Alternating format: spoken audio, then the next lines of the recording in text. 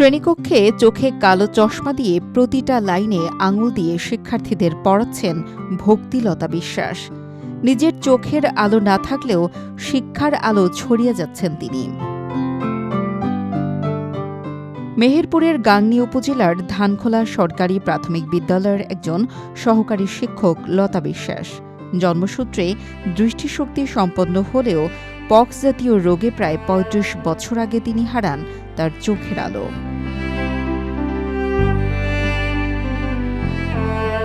কিন্তু লতা বিশ্বাসের মনে ছিল আগুন, সেই আগুনেই তিনি জ্বালান শিক্ষার দীপ্তবাতি।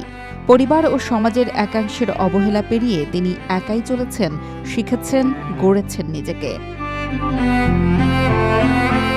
সংগ্রাম করে পেয়েছেন সরকারি প্রাথমিক বিদ্যালয়ের শিক্ষকতার চাকরি। ধর্মান্তরিত হয়ে আজও বহন করছেন আগের নাম ভক্তিলতা, কিন্তু হৃদয়ে লালন করেন মানবতার ধর্ম।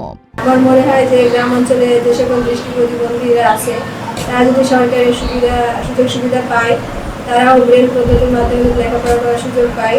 যে আমাদের যে সকল প্রাথমিক বিদ্যালয় আছে সেখানে যদি ব্রেল পদ্ধতির ব্যবস্থা থাকে, তাহলে গ্রাম অঞ্চলের শিশুরা সুন্দরভাবে লেখাপড়া শিখে আমাদের ম্যাডামের মতো তারা কর্মজীবনে প্রতিষ্ঠিত হতে পারবে বলে আমি মনে করি। নিজে না দেখলেও কোমলমতি শিশুদের শেখাচ্ছেন জীবনের পাঠ। সময় মতো শ্রেণীকক্ষে উপস্থিত থাকা, শিশুদের মমতায় শেখানো, সবই তার প্রতিদিনের অভ্যাস।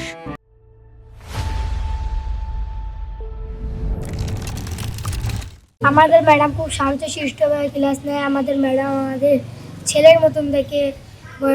ক্লাসে যদি কেউ দুষ্টুমি করে তাদেরকে ভালোভাবে বুঝে মারে না। তাও ওরা যদি কেউ একটু নাও পারে তাদেরকে ভালোভাবে বুঝায়। আমাদের ম্যাডামের সাথে থাকতে আমাদের খুব আনন্দ লাগে। তবে চ্যালেঞ্জও রয়েছে।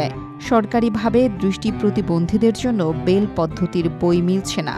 বই সংগ্রহ করতে হয় নিজের মতো করেই, যা কষ্টসাধ্য ও ব্যয়বহুল। 1.5 বছর বয়স আমার চোখের সমস্যা হয়েছিল, পক্স হয়েছিল। তারপর থেকে আমি এরকম অবস্থা।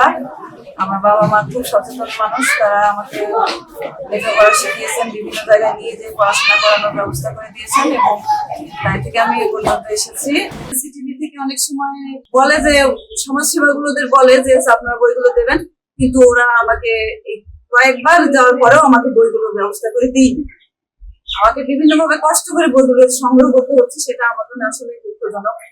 কারণ সরকার যেহেতু এনসিটিভির মাধ্যমে আমাদের বই ছাপানোর ব্যবস্থা করে দিচ্ছে, কিন্তু প্রতিষ্ঠানগুলোর অসচেতনতার কারণে আমরা বইগুলো পাই না। সেক্ষেত্রে আমার দাবি থাকবে যে আমাদের, শুধু আমি না, আমার মতো টিচার অনেকেই আছে, সবাইকে যেন বইগুলো একটু সহজভাবে দেওয়ার ব্যবস্থা করা হয়।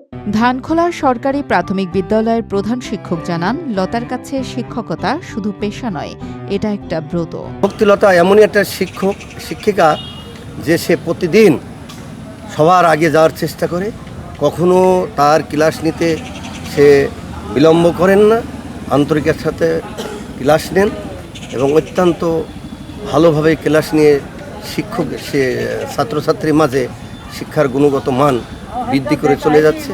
আমি তার সার্বিক কামনা করি। ইতোমধ্যেই ঊর্ধ্বতন কর্তৃপক্ষের সঙ্গে আলোচনার মাধ্যমে তাকে প্রয়োজনীয় সহায়তা ও সহানুভূতি প্রদানের আশ্বাস দেন উপজেলা প্রাথমিক শিক্ষা কর্মকর্তা। ধানখোলার যিনি আছেন উনি সাধারণ এর সাথে বাচ্চাদেরকে আপনার শিক্ষা দেওয়ার জন্য যত কৌশল ওনার প্রশিক্ষণ আছে ওগুলো দেওয়ার চেষ্টা করেন। আর আমরা এই বিষয়ে খোঁজখবর নিচ্ছি। আমাদের সংশ্লিষ্ট সহকারী উপজেলা শিক্ষা অফিসার আছে এবং প্রধান শিক্ষক আছে, তাদেরকে আমরা নির্দেশ দিয়েছি এগুলো ভালোভাবে দেখা। রাব্বি আহমেদের পাঠানো তথ্য ও ভিডিও চিত্রে ডেস্ক রিপোর্ট, কালের কণ্ঠ।